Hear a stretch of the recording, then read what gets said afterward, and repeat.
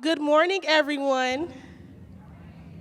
I know you all can do better than that. Good morning, everyone.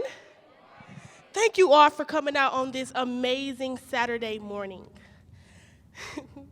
Ladies and gentlemen, distinguished guests, and advocates for racial equity, welcome to day 3 of the 2023 St. Louis Racial Equity Summit. Yes. My name is Precious Berry, and I will be your MC. I am so excited to be here with you all on this amazing morning. When I got the opportunity to come and speak with you all about youth at the center, I was ecstatic. As a young person, it means a lot to be here in a room with decision makers and having my voice being heard. When being acknowledged that we together today on the occupied territory in the ancestral lands of the Osage, Oto, Missouri, Sauk, and Fox, Lowaway, Kansas, Illini, Kickapoo, Peoria, Shawnee, and the Delaware people. We are ever mindful that these people we are removed unjustly and that we are in this community are the beneficiaries of the removal. We recognize that these people continue a sacred relationships with the lands we occupy, that more than 180,000 indigenous people reside in Missouri today.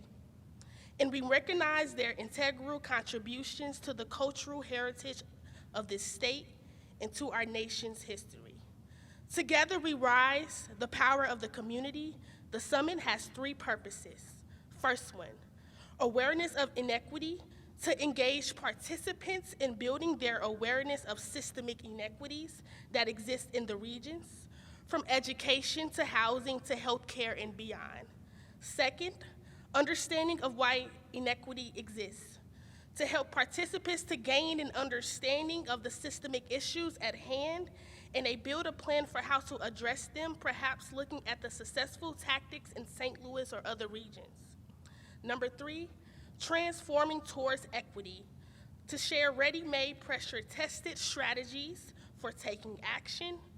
We will look to the leadership of local leaders of color to share actions that can be taken against structural inequities right now. The Summit Organizing Committee is led by representatives from Invest STL, Ford through Ferguson, the Clark Fox Policy Institute at Washington University in St. Louis, University of Missouri St. Louis Regional Health Commission, Key Strategic Group, Gladiator Consulting, Freedom Community Center, and Red Circle, the St. Louis Community Foundation, and the United Way of Greater St. Louis. In an effort to provide this summit's information to everyone, the organizing committee elected to open today up free to the community. We want you to hear what we have to say. This is a way possible for our generous sponsors, whom you can find listed in the digital program book on the website and your event app. Thank you, sponsors. Proceed from the summit benefit Ford through Ferguson, Freedom Community Center, and a Red Circle. Donations can be made to these organizations through the QR code on the centerpieces on your table. Now, I'll indulge you to let you know who I am and hope that you can draw from me so this speech can be impactful. As you know, my name is Precious Berry. I am an 18 years old youth activist and entrepreneur. I am a recent graduate of the Review Gardens High School and now a freshman on a full-ride scholarship here at Washington University in St. Louis. Thank you. I started this line of work by fighting for the inequalities of our system and our education since the age of 15. I knew that it was important for me to not only represent myself, but for my peers and everyone else around me. And from there, I continue to be the voice of our youth, of the voiceless. My goal and ambition is to uplift the next generation to be at the front lines in the decision-making process. Also to ensure that their voices are being seen and heard to become change makers in the community. Now, I want to ask everyone, what is racial equity? What does racial equity look like in your community? How is it specifically affecting you? How are you going to make a change in your community if that equity doesn't exist? Now, I know that everyone in this room here is a catalyst in some shape or form, but it's important to know what is the passion that you have for anything that you try to pursue. As a young person, these are the questions that I began to ask myself at the age of 15. I looked at my community and I didn't see the resources. I didn't see the equality, I didn't see the justice, and I didn't see things that I knew that my people needed. My district, Riverview Gardens, is a district where I learned that broken systems doesn't define me. But learning how to work in those systems and how to make those crooked lines straight was all that mattered to me. You know the saying, no matter of a person's zip code, they deserve the quality education and the right resources, just ask others to register to the full potential in whatever path that they take. The equity equals justice, not only in our education system, but in our society, in our communities thus far. Before we kick this day off, there are 3 points that I want you all to know. These points are the issues that we are seeing in our community that are affecting our most vulnerable youth who are at risk. And all of these issues are affecting our mental health in some shape and form. These 3 points are school to prison pipeline, generational curse breaking, and caught into the system. And all of these issues, again, are affecting our mental health in some shape or form that is also led by our socioeconomic status. In early of April, I was asked with the opportunity to conduct a lecture at St. Louis University about the initiative called the School to Prison Pipeline. The first thing that came to my mind, I'm 17 years old, a young individual, Black individual specifically, holding a lecture in front of professors, judges, and lawyers. You know, I was ecstatic about this opportunity and fortunate enough to just represent young voices. But if I was being honest, I was still in shock even when I stepped on the stage. I want to define the School to Prison Pipeline for you all. It is the educational policies and practices that force many of our country's youth down a route that starts in school and ends into the criminal system as known as the School to Prison Pipeline. As we are aware, St. Louis children who are living in marginalized communities and low income are quickly accessible into getting into the system at such an early age. This can result to getting in trouble within the law and can also lead to misbehavior in the school system. St. Louis University law professor Dr. Norman A. White specialized in research to understand the trouble within youth and understanding why are they heading into the system at such an early age. He also wanted to look into the system to see what would be a specific stop. What avenue did he need to take to understand what was causing this leading motive? He also wants to bridge the gap between creating a brighter future for youth while living in broken systems. Importantly, knowing the effects of being caught into the system can have long-term effects. A child without family support, pursuing living in healthy home, or even education. Pursuing future education. Now, I asked the question, how can students prevent increasing violence, crimes, behavior issues, and so many more factors? What is the solution to solving this trauma that has affected education and the mental well-being of a child? The impact that we can see with young people has to be life-changing. For all of the catalysts in the room, we have to continue to motivate and become the movement to advocate for social injustice issues. It's imperative that we leave here today knowing to help and inspire our youth within systemic barriers and inequalities that we may encounter. There are so many youth out here who are seeking mentorship, who are seeking someone who can help and motivate them to lead them into the right direction. We have to instill in our minds that we are in a large portion of children and adolescents who are not living in traditional households, and understand what solutions can we provide. It is also essential to make sure that we mentor our youth and be a change in their life so they can grow and learn to be successful people. I want to challenge each adult in the room today to find a young person who doesn't have the same last name as you and reflect on how you can be a spark in their lives. Thank you so much.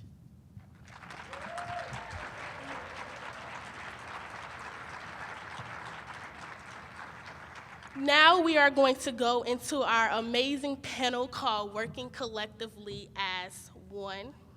This panel is important that we as young people work together within all generations to cultivate our community. This panel will go into a detail of a series of questions of what is specifically passing down the torch. knowing together that we can all work together as one. So as our first person we're going to bring up is Mr. Ismail Bachway. He is a senior at Collegiate High School of Medicine and Bioscience. He is also a member of the Student Council Speech and Debate Team and National Honor Society. He is a young entrepreneur and the founder of Bow Ties by Bachway. This company inspires young men to dress for and achieve for success. After the tragic shooting at his high school, he co-founded this organization with 19 other students across the St. Louis metropolitan area. This organization helped promote the use of positive mental health strategies, as well as diversity, inclusion in a safe space. And he is also the co-creator of the peer mediation program through the Conflict Resolution of Center of St. Louis. Can you all give another round of applause for Mr. Ismail Bachway? Next, we have Miss Raven Ferguson. Yes.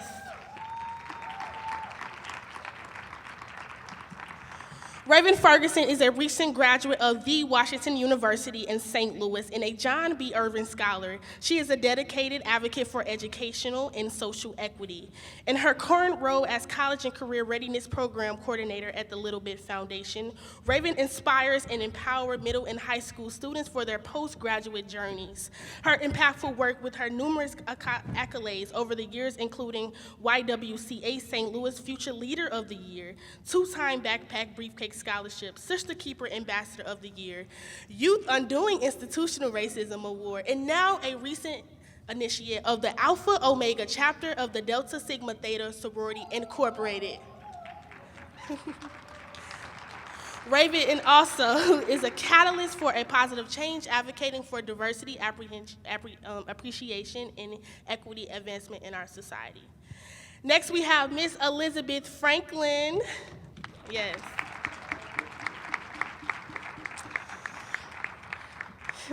Elizabeth Franklin is a senior at Parkway High School. She holds an interest in journalism, financial and youth literacy, social justice, and advocacy, and has participated in several local and national organizations within those arenas, including Lead Parkway, an offshoot of Cultural Leadership St. Louis, and the National Black MBA Association.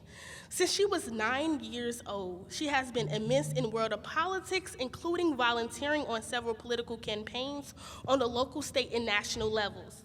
Currently, she serves as the chair for the St. Louis County Youth Advisory Council, a council formed to make recommendations to the county and the St. Louis County Executive on programs and services for youth across St. Louis. Give another round of applause for Ms. Elizabeth Franklin. And last but not least, we have Ms. Tiana Phillips. She is currently a, yes.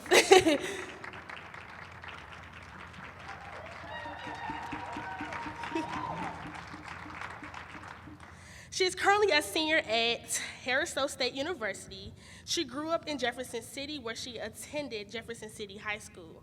She began her journey as an activist and speak not only for her life, but for all Black lives back in 2014. Her inspiring story gave her the path to educate not only for those who were affected by violence, but also in discrimination. These backs and the hardship Black citizens have to face and how we overcome and exceed everyone's expectations. Give another round of applause for Ms. Dixon. Yes, okay. One quick second, you all. Okay.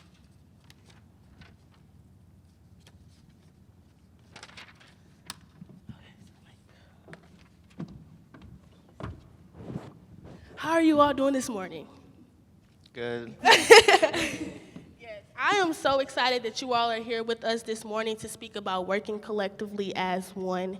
You know, it's very important as young people that we come in solidarity and that we work with all generations to build our communities. So I really wanted to start this panel off to ask you, what does racial equity mean to you all? And any one of you all can start first. I definitely think that for me personally, racial equity is looking at the disparities in race in our communities and aiming to improve those disparities. And I definitely think that there are so many community organizations that have already taken up the task, and so it's really everyone's job to keep participating in those in order to make a better society for all. Yes.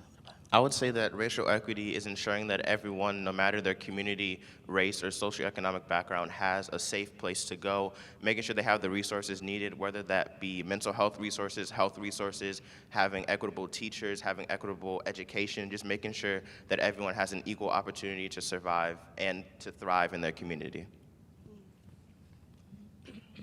I would say racial equity for me is understanding the diversity, the diverse environment that you're engaged in, and just keeping yourself educated and making sure that not only are you here for yourself, but you're also here for those in your peers, in your environment, and just making sure that we're all collectively building instead of tearing each other down. So, You got something to chime on that, Raven? Yeah, I definitely agree with everything that was just said, but I also think that racial equity begins with acknowledging racism. I think a lot of times right now we are in a space where people are pretending like it doesn't exist or pretending like this is something that was in the past. So acknowledging that microaggressions and systemic racism is still very much embedded in our society.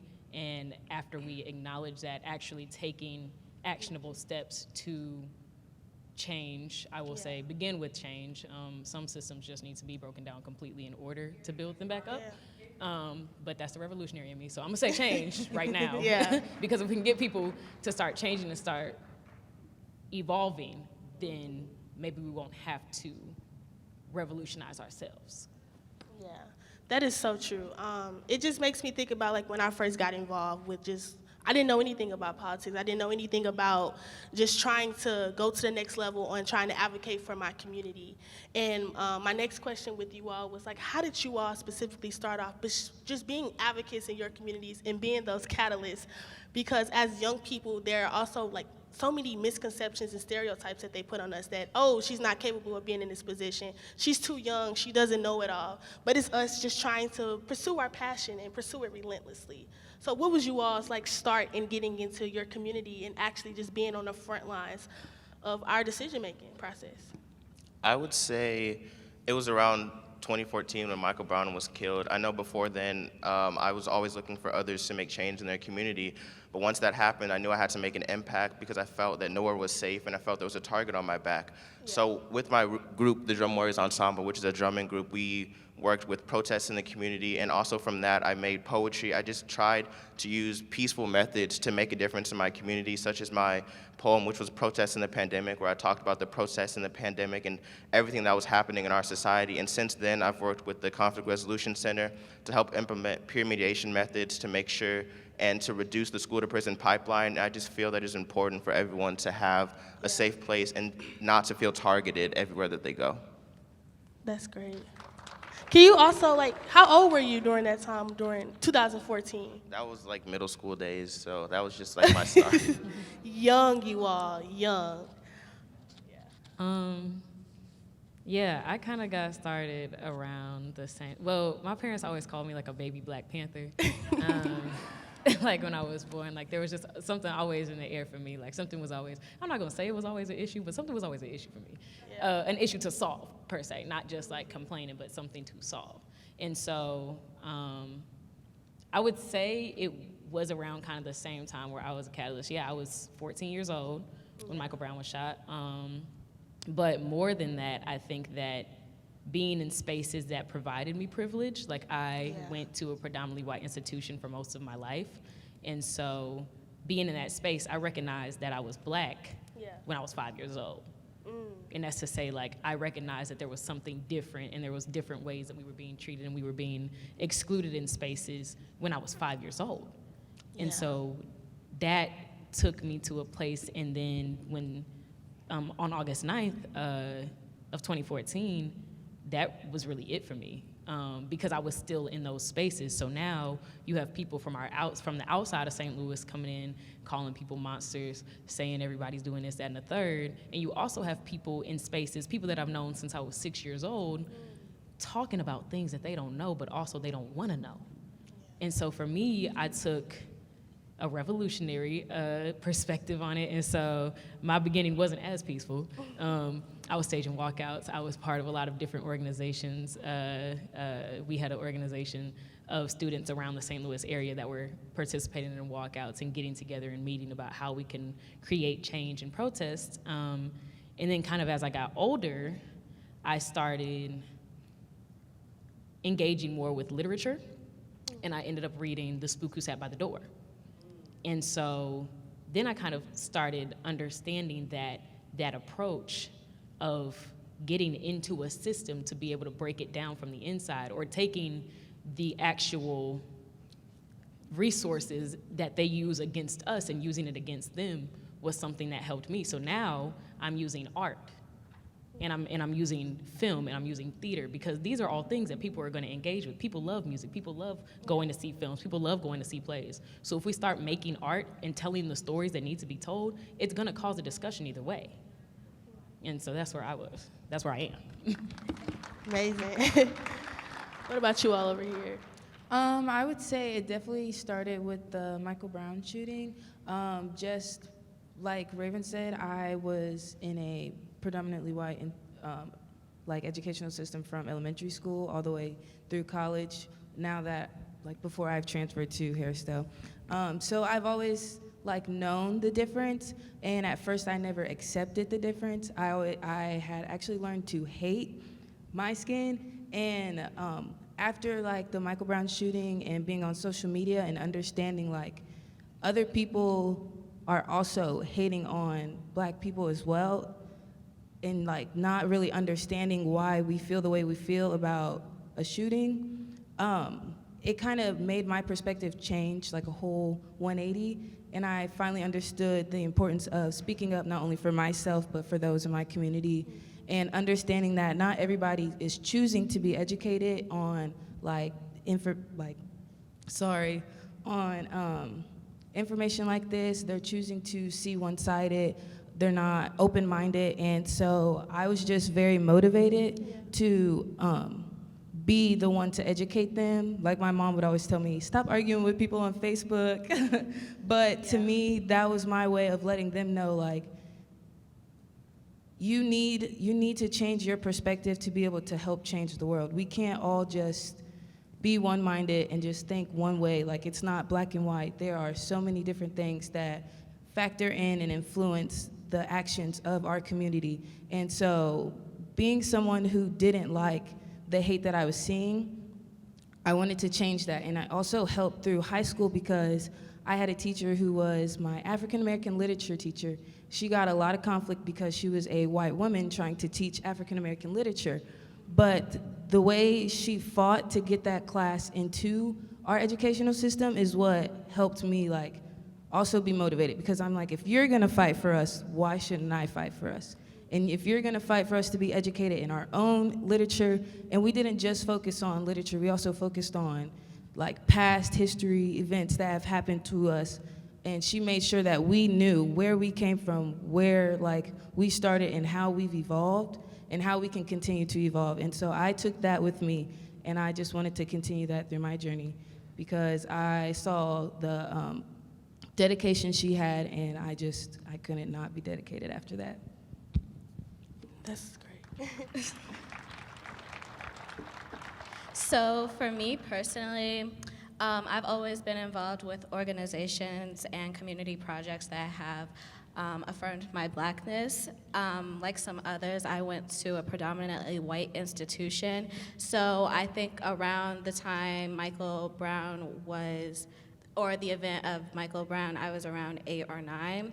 And so by then I had already spent around 3 or 4 years in a predominantly white institution. And I had recognized the differences that in the way that my peers would treat me and the other Black kids who went to our school, as well as even how the staff would treat us versus kids who were not Black. And so I think that where I really started my advocacy actually began in ninth grade when I joined my journalism program. And so that really, really helped me to push my voice out to others. I really think that the feedback that I get from writing is one of the things that helped me push me toward my advocacy, and I definitely think that I've always loved the saying, the pen is mightier than the sword. And when we are able to share our voice, and mine particularly through writing, I definitely believe that that's one of the best ways that I can showcase my advocacy for others. That's good. Can you all give them a round of applause? Such young people making changes. You know, I think about the time when, like, in 2014, when the Michael Brown movement happened. I don't know, I think it was like 8 or 7, I don't remember. And I just remember seeing people protesting in the street and just looting. And I actually stayed like 5 or 6 minutes away from Ferguson.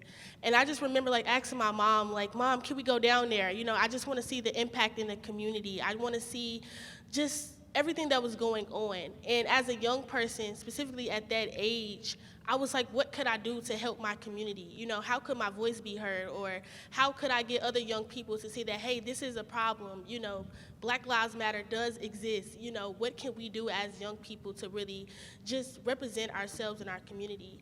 And actually, I'm happy that you all brought up each about the Michael Brown movement, because next year, I believe it's the 10th year of the Ferguson uprising. And it is very important that we are having these uncomfortable to make ourselves comfortable and having these conversations that what's matter. So the next question I'm going to bring up with you all is, how can youth leaders engage with policymakers and other decision makers to advocate for policies? I would say we can engage with policymakers to make decisions by, the first thing is just talking to them, whether it's emailing them, calling them over and over again, making sure that you talk to their advisors. And I can speak from a personal experience because a couple months ago with Jack and Jill, we went to DC for the National On the Hill Summit, and what we did is we talked to the legislators. So we talked to like Josh Hawley's advisors, we talked to like Cori Bush's advisors, we talked to them, we told them about the mental health disparities in our community, we talked to them about gun violence, about the Crown Act, we talked to them about all the things that were important to us to really make our voice heard. So I just think that talking to them is the first thing. The second thing is following up with them, and if they don't listen, then you have someone else you can talk to. You just have to keep talking and advocating and just putting your name out there. That's what I think. Thank you. Yeah. Anyone else want to chime in? I definitely second that. It's super important to make connections and then keep those connections, because along the line, down the line somewhere, somebody's gonna be connected to the thing that you want to do. And so I know for me personally, one person who read my story, one of my journalism articles, they reached out to me about the opportunity of serving with the county, with the St. Louis County, for the St. Louis County Youth Advisory Council, and that's how I was able to get involved with the process of Yes. policies. Yeah. Yeah, she represents District 2 and I represent District 1. Yes. So. Yeah, so we're both on the youth advisory councils because we both knew connections who would be able to help us reach further in our advocacy goals. And so that's definitely something that young people can do. I think another thing is, even if it's not particularly like a government organization, there are so many organizations that help to create policies. And I was talking to the founder of Transform 314, and that is one of the organizations that helps to bridge Black St. Louisans under the age of 40 with the government so that they can know about the processes and be involved with the community that they live in. So I definitely believe that making connections, keeping connections, and keep reaching out to people are the most important things when wanting to get involved with policy and decision making. That's great. I would say definitely connecting and making sure that we're telling our youth about how to connect with officials, anybody that holds like that high of a power, to be able to communicate to them. Because not a lot of our youth are very into, voting and making sure that their voice is heard. They've been taught or they've just seen from like older generations that, well, my vote doesn't matter, my opinion doesn't matter, so why should I put it in? So just making sure that we are bringing that back into their mindset, letting them know that without your voice, how can they know what's wrong? And just making sure that, like they said, we're connecting them with the right people, to do things like make a change. For example, back at home, this one girl was able to create a whole peaceful protest and march after like so many shootings and killings, and we just were able to shut down streets and peacefully march with our signs, and the officials worked with us and they made sure that we were safe while also making sure that our city was safe. And so just being able to do things like that, I feel like can help make that change. So. Yeah. Ishmael, you want to add something? Yes, I wanted to back off what you guys said about the youth council. So I work with the St. Louis Board of Aldermen Youth Council, and I feel like the youth council is a very important way to have your voice out there, and I really respect what you two do, and I think it's very important for youth to have their voice heard. So there were students from my school, because we experienced a shooting, that went there, and we talked about mental health resources and how we didn't get it from the school, and just building those resources, because the connections are there. The connections are in St. Louis. They're everywhere, but if you don't put your hand out and reach out, nobody's going to help you. So once you pull your hand out and you grab that help, then that's how you can really make a change. See, we got city and county represented on this panel. So, Raven, I have a question for you. What advice I know that you are, you just graduated from Washington University, you're still considered Gen Z. But what advice do you have? What advice do you have for young people who are trying to make impacts in the community, just based off your experiences along your journeys? What advice do you have for us on this panel, or any other young people that may be in a crowd or that are not here today? Mm-hmm.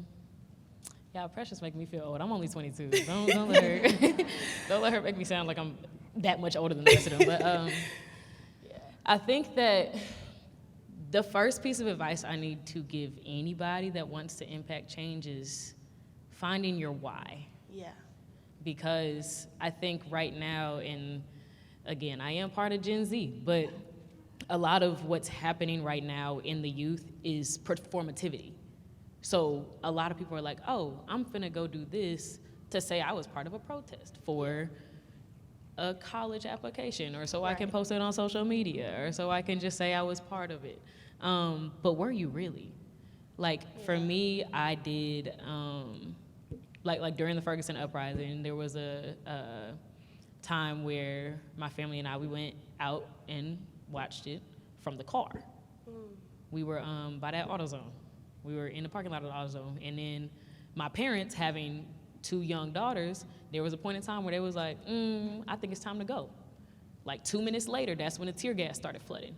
And so I think that people that are out here want to do something, but knowing your why and knowing your limit. Because in a lot of movements in the past, like if we're looking at history repeats itself. So if we're looking at history, if we're looking at the civil rights movement, that is one of the most documented movements like in history. And everybody was not marching, because that's not possible. Everybody in SNCC wasn't sitting at a counter, because who was going to bail them out once they got arrested?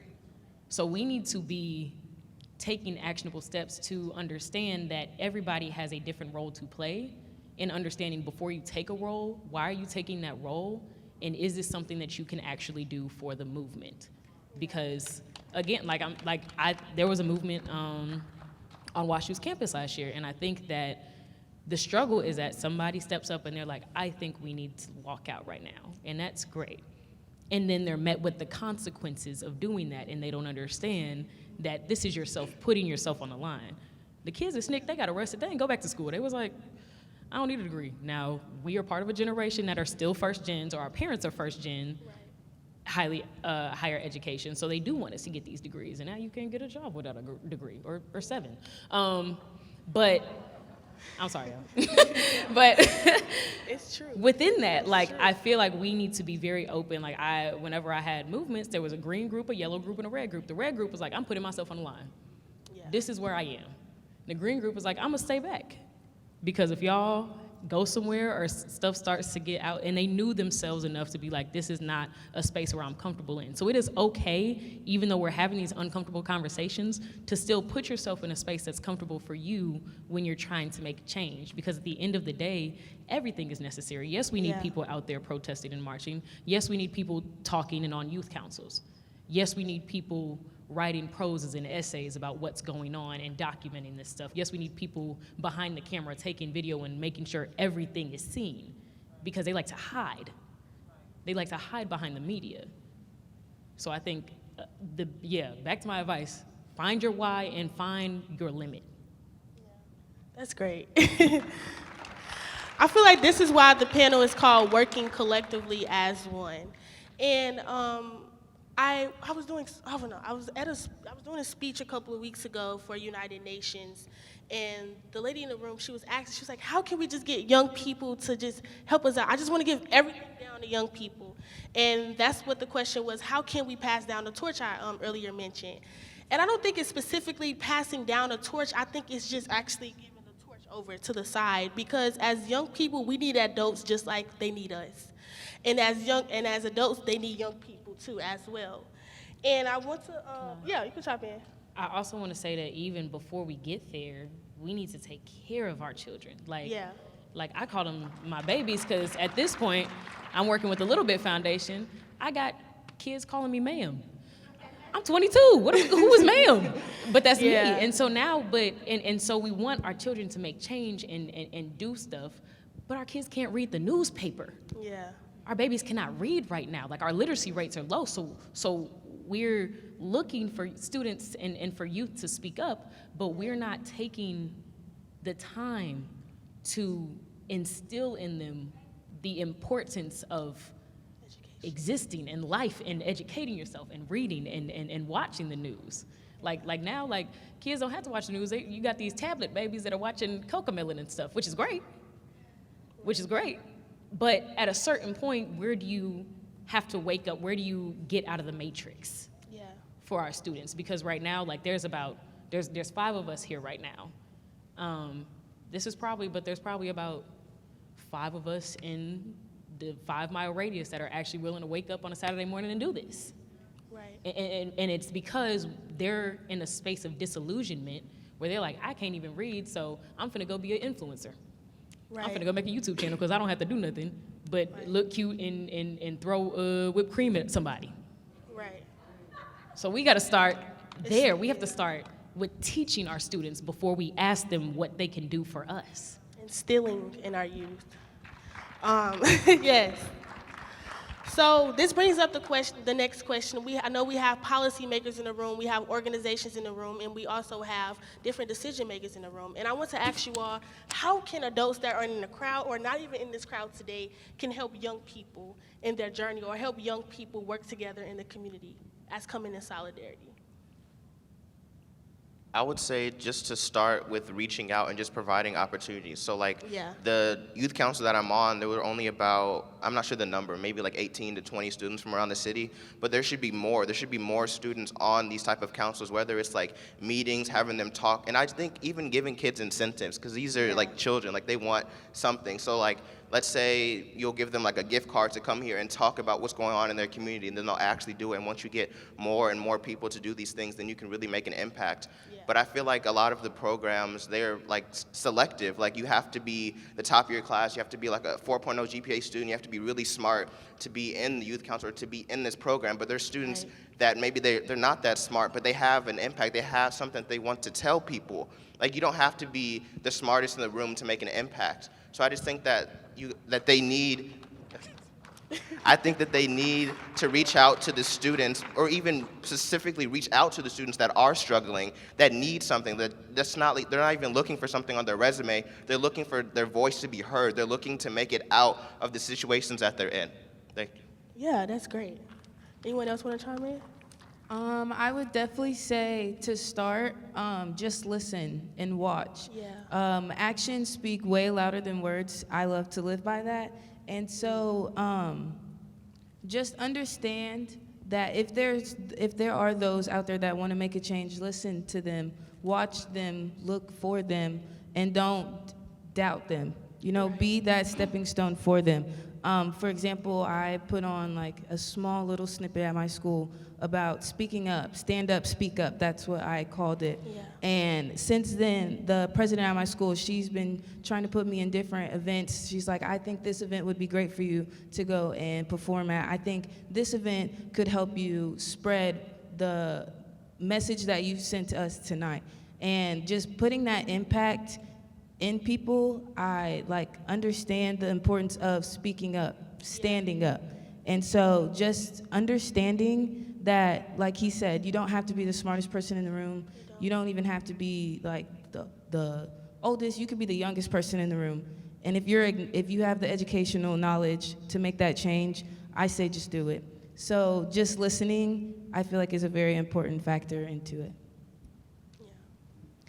I think as Precious was saying earlier, one of the biggest things that adults can do for youth leaders is provide mentorship opportunities. Mentoring is so important for the youth of today.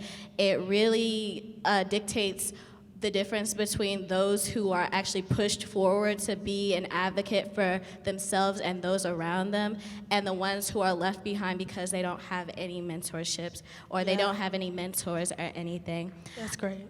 I definitely think that, like Ismail was saying, there are so many people who are left behind because adults don't really mentor. Like, a lot of them don't really reach out with opportunities.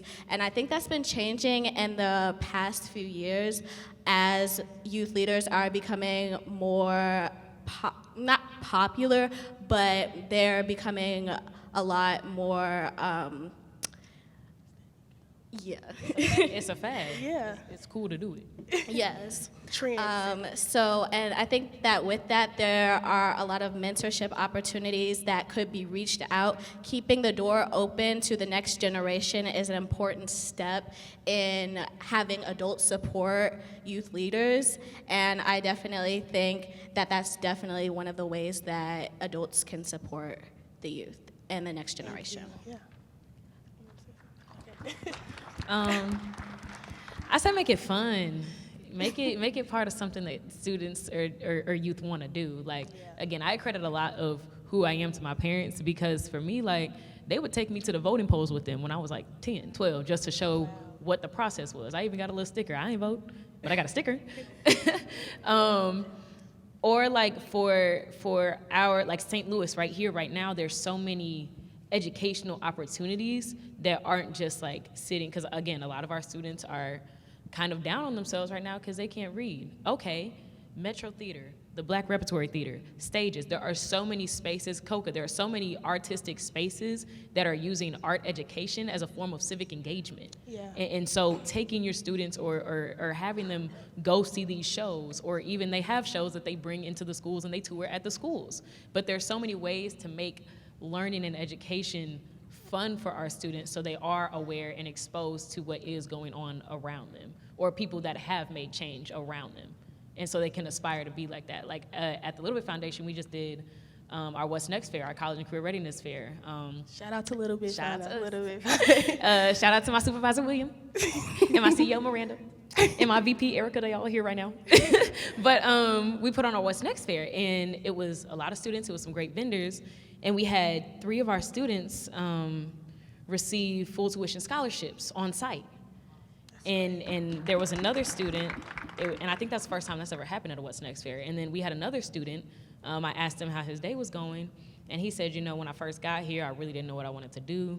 But after talking to one of our vendors, GDIT, he was like, I know for sure that right after high school, I want to go to college. And I want to be an engineer. He said, I didn't know what I was going to do walking in. He was like, but the exposure and being able to talk to these people gave me the opportunity to realize what I have in myself. Yeah. And to further my potential. So it really starts with the exposure for our youth. That's great. I know we want to wrap this panel up, but I have one more last question from my amazing panelists. My question is, now I know this may be a difficult question, but what is the legacy that you all want to leave behind? If anyone want to go first? That's a difficult question. Anyone want to go? Or what is your passion? How about that? Does that sound better? I would say my passion is to help build self-confidence in Black youth. Yeah. I feel like because of the systemic racism and just the inequality that I've seen in my environment, even at my school, Harris Stowe, I can see like the doubt in some of our students.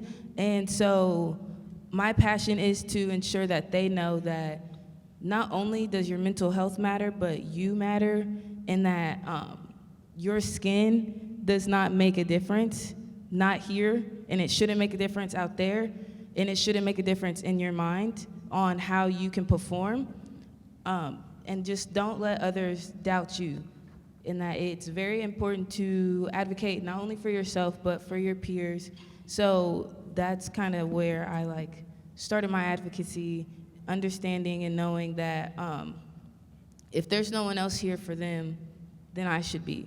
And so that's also another reason why I took the position as senior class president, to ensure that the students know, I'm here for you if nobody else is. And so, again, my passion is just making sure that they know that Black is beautiful, Black is amazing, and that we can do anything we put our minds to, so. Okay. I would say my passion is just to make an impact, whether that impact be through protesting, whether through an organization or just talking to someone. I just feel like it's very important to even just serve as a role model for younger youth. I just really get fulfillment from knowing that I can be an inspiration.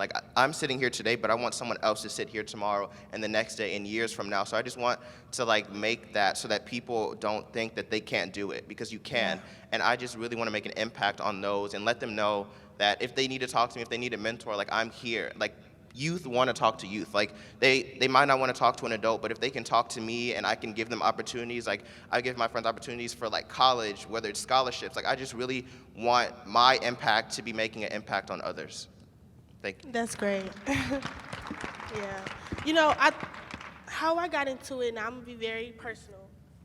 I wanted to give my dreams a chance, and I felt like I had to be break into position, if that makes sense to you all. I didn't grow up in an easy household. I didn't grow up in an easy adolescence. I had to work hard for what I wanted.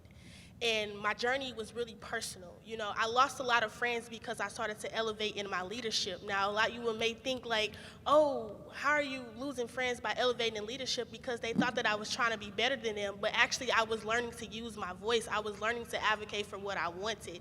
And I try to tell young people, anytime I try to get the chance to, is to give your dreams a chance. Fight hard for what you want. Never dwell yourself for anyone around you. Leadership is lonely. Leadership is hard. But as us on this panel right here today, we are standing in solidarity. And there may not be a lot of us around, but again, we are scattered. But when we come in solidarity, we are stronger than ever. And that's why it's very important that we are standing on this stage, that we have a youth at the center session, that we are representing for young people, that we are being the voice of the voiceless. So I really want to thank you all for coming. If you all have any other last words that you all wanted to say. I guess no. So yeah. But anyways, thank you all for coming and being a part of the Working Collectively as One panel. It really means a lot just to be in a room and listening to young voices. Thank you all so much, and thank you all for participating this morning. Do you all have any questions for us? Does anyone in the crowd have any questions? Anybody have any questions in the crowd for us amazing young people on this panel? We have one question. Yes. Can I give you the mic? I'm going to give you the mic.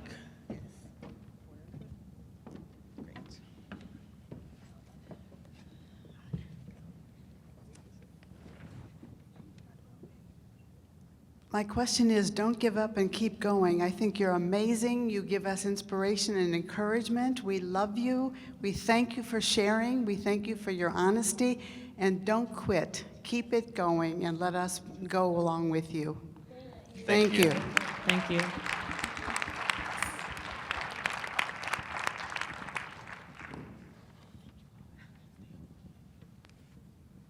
Good morning, everyone. I support a youth leadership group, so hearing and seeing you all today, this morning, is so empowering. My question is, I know I often hear from my leadership and partners within our community. I'm from East St. Louis, Illinois. See, I'm representing. My question is, when you all get insight and access to have platforms such as this and be able to speak, how do you manage to, like, I guess, care for yourself? Because once you get that exposure, everybody want you, right? So, like, how do you, like, care for yourself, say no to things? Like, how do you manage that, but also, like, bring in your peers and loop other people in to maybe take on some of those opportunities? That's a great question. That is something that I am actually working with right now, to be very to be very transparent with you and my therapist. I have a hard time saying no. I feel like I'm always called to be in, like, any room that I step in is for a reason. But at the same time, I felt that it's okay to take time out for me. Now, I'm really going to be honest with you all. Not this, I love the St. Louis racial equity, but a lot of people will pull on young people to be tokens. I'm gonna be very honest with you. And I had to learn that through being in different spaces that I was in, because, oh, if you got a young person here, it makes the organization look good. It makes it look like they're really doing something, even if you have a young person representing on a panel. But at the same time, I feel like we are all crafted to be in spaces for a reason, and having a reason like this, being amongst around the other young people, is very important, not just me being on this stage by myself representing for young people, but having people from Harris Stone, having people from Washington University, Collegiate High School, and Parkway, from different city, counties, and cities. So that is very important for me to know that I am not up here alone, that I am not by myself, that I have young people. And this is the reason why I come here on a Saturday morning with my peers to represent us. So that is my answer. But just learning how to know that I am my number one priority, and that self-care is really important. And that is a double-edged sword, saying no and saying yes to opportunities. But it's all about what is best for you. So that is my answer to your question. I've had a little bit more time to simmer and let the hype die down of having Raven in the room. But for me, I think taking care of myself looked like learning what true leadership was. When I first started speaking engagements again, like, it was, some of it was tokenism, some of it was people really wanted to hear my voice because I did have something to say. And once I got to college, the first year at WashU, it was rough, y'all. Actually, the whole thing was rough. I got the degree. That's all we need to know.